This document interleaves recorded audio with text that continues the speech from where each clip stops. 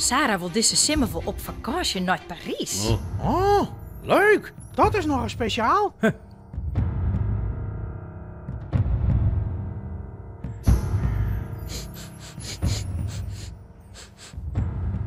Hé Roy, Ja?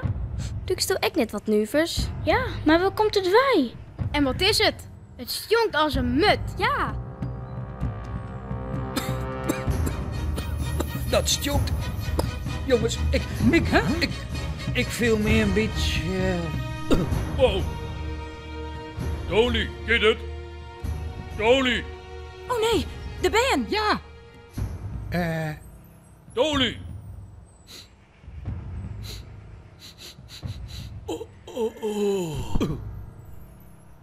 Bleh. Sarah! Terry! Je moet naar binnen komen. Er is een gevaarlijke stank. Sarah, komst! Oké, ma'am. Hey jongens. Hey Roy, André. Je moet echt vlug naar binnen daar. Ja, we komen. Doe ik, Terry. Ja, Monica, kom mee. opzitten. Jongens, ga naar huis. Zo, Get het? get wel. Oké, elke in naar huis. Naar binnen. Kom uit. Ja. Oké. Oh.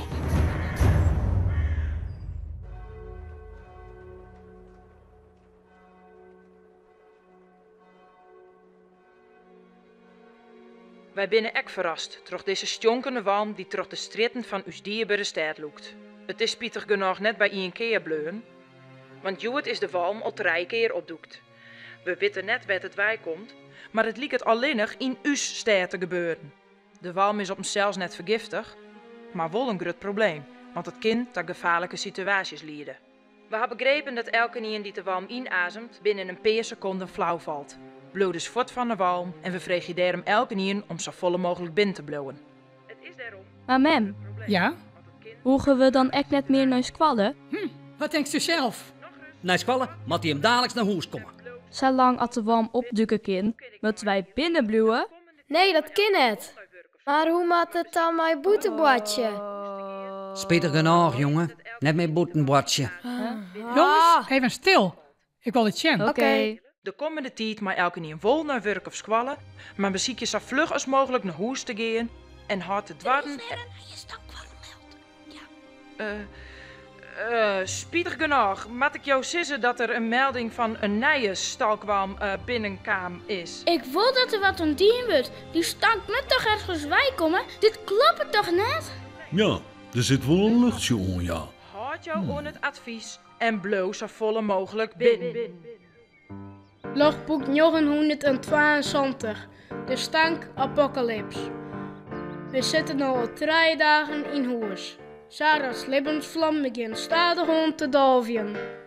Terry en Roy hebben levensgeluk inrullen voor het spel Spetterpoek Fjouwer.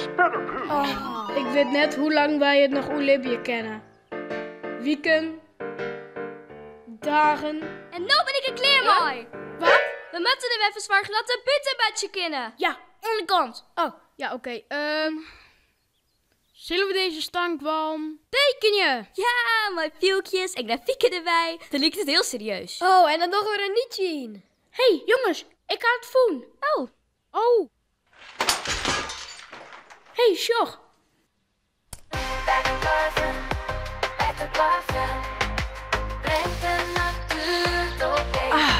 Ik kan niet zonder buitenparfum.